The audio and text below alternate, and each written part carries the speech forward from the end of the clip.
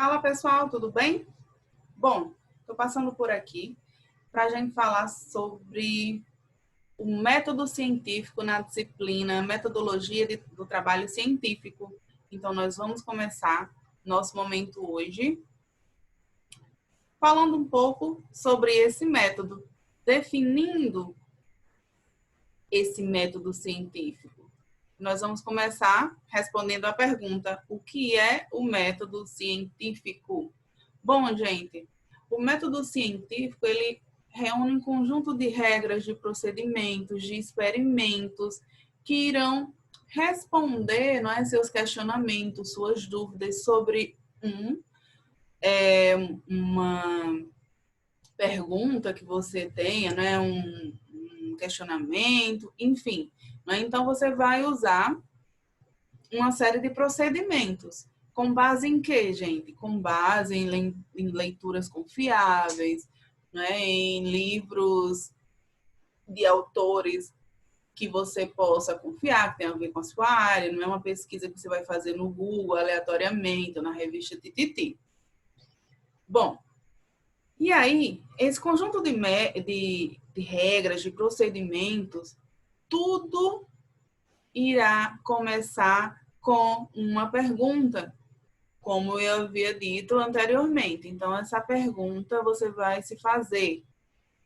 E a partir dessa pergunta, você vai começar a procurar responder a pergunta, a sua dúvida, o seu questionamento.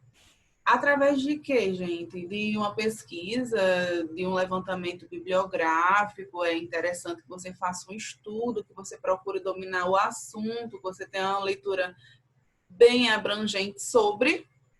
E aí você vai começar a formular uma série de hipóteses que poderiam resolver a situação ou sua pergunta, né? E você poder, né, ficar satisfeito com essas respostas. E se eu fizer isso, será que vai dar certo? E se eu fizer aquilo, será que vai dar certo? Bom, através né, dessas hipóteses, né, se fizer dessa forma, se fizer dessa outra forma, enfim, você vai realizar experimentos, porque a gente não vai ficar só no achismo, né, naquela questão, e se, não. É interessante colocar a mão na massa, realizar experimentos com base em técnicas, em normas, enfim, com base na leitura que você fez, nas orientações que você teve, não é? E aí, gente, uma vez que você realizou experimentos, que você chegou a alguma conclusão, você pode aceitar essa hipótese ou não. Essa hipótese sendo rejeitada, ela, na verdade, ela não deve ser: ah, então minha pesquisa não serviu para nada se a minha hipótese foi rejeitada. Não.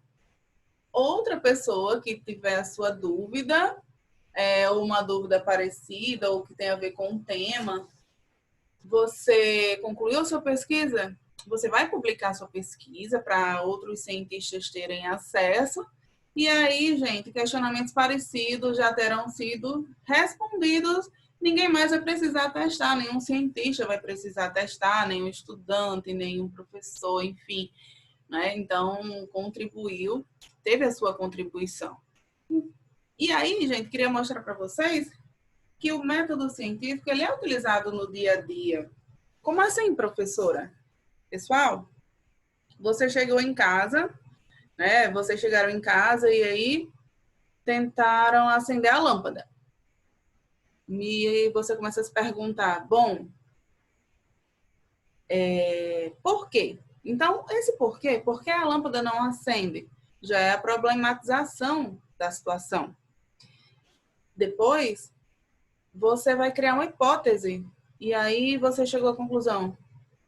Você chegou à conclusão, não. Você chegou à hipótese, será que ela está queimada? Se a lâmpada, né, tiver queimada, o que fazer, enfim. Então, a hipótese do problema é: a lâmpada está queimada? Como é que você vai fazer para chegar a essa conclusão? Se está ou não? Fazendo testes. Então, que tal trocar a lâmpada? Troquei a lâmpada e a lâmpada ascendeu. Então, o experimento foi satisfatório, respondeu a minha hipótese, ou seja, eu validei essa hipótese.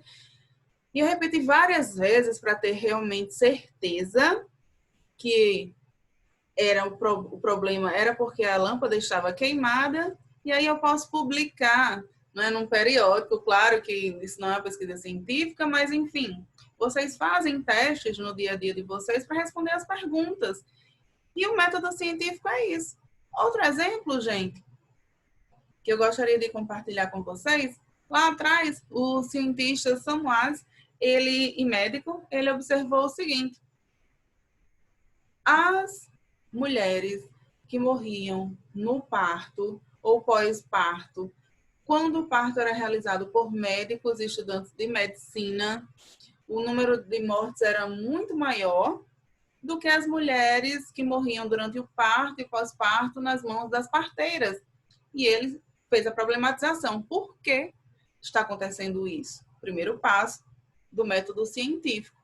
Segundo passo, ele levantou uma hipótese. Ele levantou a hipótese que seria a seguinte: será que é porque os médicos e os estudantes de medicina, eles não lavam as mãos após pegar em cadáveres para realizar o parto? Ele se fez esse questionamento.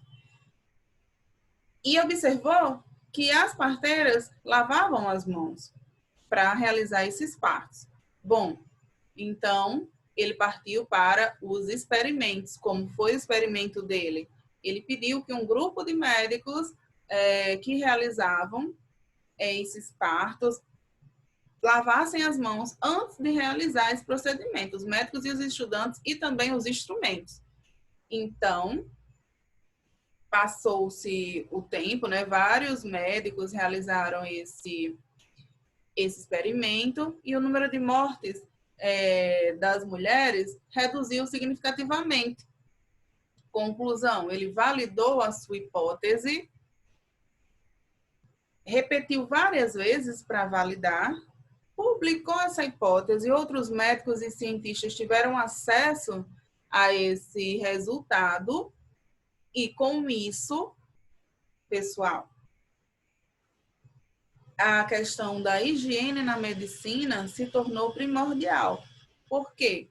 Foi verificado, foi comprovado, foi publicado que a higiene, ela é fundamental. Bom, então dei 2 exemplos aí do método científico, que não é baseado em nenhum machismo. Nas redações, quem for fazer Enem aí, né, descarta a ideia de colocar o que eu acho, não. Ou você pratica esse método científico, ou você vai buscar, gente, referências em quem já testou, em quem já experimentou aquilo realmente que foi comprovado, tá bom? Então, essa é a nossa aula de hoje, pessoal. Espero que vocês tenham gostado. Beijo, beijo, beijo e até a próxima. Tchau!